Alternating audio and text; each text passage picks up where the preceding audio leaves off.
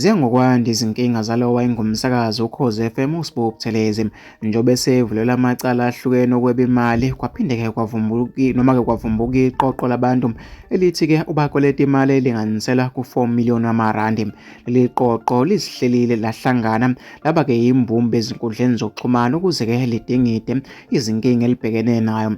Kuyimanje lihlela imashi ebhekiswe ezindlini zomsakazi Ukhozi FM eThekwini okulinde ukuthi bengoLwesithathu.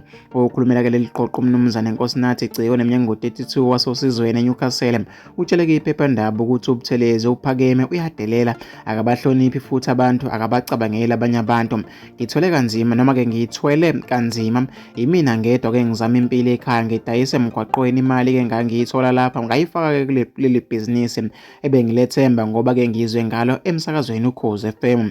Ngemva kwezinyanga eziyisihlanu sihlangene nozakwethu emahhovisi enkampani yaBombuso Investment eThekwini sithi-ke siyobasela imali yethu okuyilapho sifike khona saqhamuka nokuthi sihlangane ukuze sikwazi ukuxoxa ngalolu daba sindawonye esho. Uphinde waveza ukuthi-ke usemvulele icala uButhelezi. Ngithatha isinqumo sokuthi ngimvulele icala baningi nabanye abasaqhubeka nokumvulela amacala njengoba-ke sibalela kwa-145 sesihlangene ingaphezulu ka-4 million imali asikweleta yona isiyonke. Kuyimanje sihlela-ke imashi esihlose ngayo ukuyokwethula izikhalo zethu esho.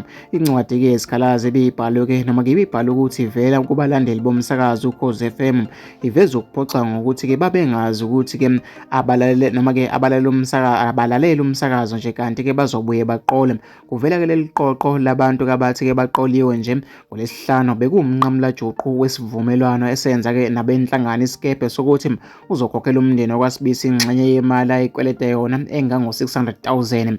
uButhelezi ezinkundleni zakhe zokuxhumana usalokhu-ke ebathembise njalo abantu ukuthi-ke babekezele kuzolunga.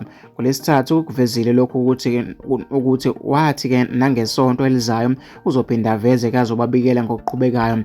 Usekela mengameli wesikebhe umnumzane Zakhele Mncube utshele iphephandaba ukuthi izolo ngesonto bebehlangene-ke eGoli bamukela amanye amacala kaButhelezi. Ngikhuluma nawe nje sila eGoli-ke kunequlu labantu elisuka eMlazi nelisuka eNewcastle lizomangalela yena uSibu Buthelezi njengoba-ke sihlangene simlindele ukuthi afike azokhokha-ke ngokwesivumelano esenza.